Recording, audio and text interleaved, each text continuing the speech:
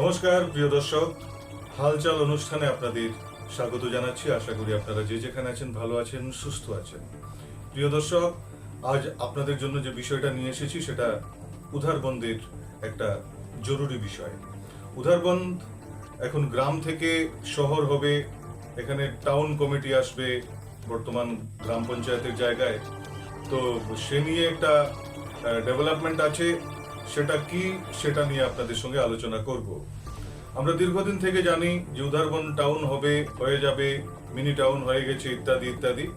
কিন্তু বর্তমানে সম্প্রতি সরকারি আদেশে এখানে প্রশাসন একটা বৈঠক করেছেন তাদের কিছু ঘনিষ্ঠ শাসক দলের কিছু ঘনিষ্ঠ কর্মকর্তাদের নিয়ে, এবং এটাতে শাসক দলের অন্যান্য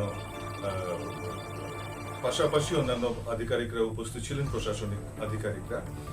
তো সেটাতে একটা প্রাথমিক আলোচনা হয়েছে উধারবন টাউন করা নিয়ে, টাউন কমিটি গঠন নিয়ে, যে এখানে টাউন কমিটি করা যায় কিনা, এখানে কতটুকু জমি আছে, জনবসতির ঘনত্ব কি, জনসংখ্যা কিরকম, এবং এখানে জনজীবনের গুরুত্ব কতটুকু ইত্যাদি নিয়ে একটা বৈঠক হয়ে গেছে প্রাথমিকভাবে। এখনো পুরোপুরি কিছু হয়নি। আপাতত যে সীমানা নির্ধারণ করা হয়েছে, 10টি ওয়ার্ড আছে উধারবন্দের, সেটির মধ্যে সীমানা যেটা ঠিক করা হয়েছে আপাতত সেটা হচ্ছে ভাগারপাড় যে ময়দান আছে সেখান থেকে লার্সিং চা বাগান পয়েন্ট পর্যন্ত, জগন্নাথ সিং কলেজ থেকে সার্কেল অফিস, কালীবাড়ি রোড। তো এই যে এলাকাটা টাউন কমিটিতে আনার জন্য একটা বৈঠক হয়েছে। এখনো সিদ্ধান্ত চূড়ান্ত হয়নি। আগামীতে স্থানীয় বিশিষ্ট নাগরিকদের নিয়ে একটা প্রশাসন বৈঠক করবেন।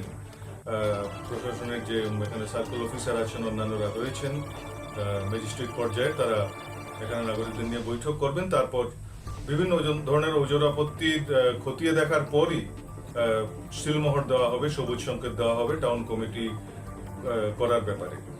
তো সেই ব্যাপারে এখন দাঁড়িয়ে আছে পরিস্থিতি। জানা গেছে এখানে প্রায় 30,000 জনগণ বাস করেন। যে প্রস্তাবিত টাউন কমিটির এলাকা আপনাদের বললাম 30,000, এখানে ভাড়াটে মিলিয়ে, কোনো বাড়ির যারা ভাড়াটে থাকেন তাদের মিলিয়ে 30,000 নাগরিক এখানে বসবাস করছেন, এরকম জানা গেছে। তো পরবর্তীতে প্রশ্ন উঠবে টাউন হলে লাভ বা ক্ষতি কতটুকু হবে। টাউন হলে লাভ যেভাবে আছে, ক্ষতিও হবে, রাজস্ব বাড়বে ইত্যাদি ব্যাপার আছে। সে ব্যাপারে যারা বিশিষ্ট নাগরিক তারা সুচিন্তিত মতামত দেওয়ার পরই সেটা চূড়ান্ত হবে। তো এখন উধারবন্দের যে বৈশিষ্ট্যটা, ভৌগোলিক বৈশিষ্ট্যটা আপনাদের জানিয়ে রাখছি। উধারবন আপনারা সবাই জানেন যে চা বাগান অধ্যুষিত এলাকা, এবং এখানে চা বাগান কেন্দ্রিক অর্থনীতি এতদিন উধারবন্দের একটা বৈশিষ্ট্য এখানকার। আর সব থেকে বড় ব্যাপার হচ্ছে এয়ারপোর্ট। এখানে কুম্ভিগ্রাম এয়ারপোর্ট থাকায় শিলচর থেকে ভিআইপি সড়ক, যেটা উধারবন্দের মধ্যে দিয়ে যে সড়কটা গেছে, ভিআইপি সড়ক সবাই বলে, বরাক উপত্যকার একটা গুরুত্বপূর্ণ পথ। তো সেই হিসেবে উধারবন্দের এমনিতেই একটা গুরুত্ব ছিল এবং আগামীতেও থাকবে। সেখানে টাউন হোক বা না হোক, এখানে গুরুত্ব থাকবে। এবং উধারবন্দের যে টাউন কমিটি এলাকায় আরেকটা বড় ব্যাপার হচ্ছে এখানকার দর্শনীয় স্থান শ্রী শ্রী কাঁচাকান্তি মন্দির। সেই কাঁচাকান্তি মন্দির উধারবন্দে অবস্থিত হওয়ায় সেটা টাউন হোক বা জিপিতেই থাকুক, সেই জায়গার গুরুত্ব কিন্তু বহির ভারতের কাছে, বহির বিশ্বের কাছে সমানই থাকবে। তো ইত্যাদি।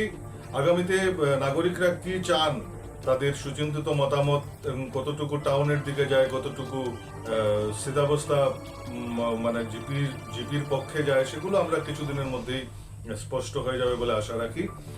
তো আপাতত এতটুকু খবর আপনাদের জানালাম। আগামীতে আরো নতুন বিষয় নিয়ে আপনাদের সামনে আসবো। আপনারা সবাই ভালো থাকবেন। ধন্যবাদ।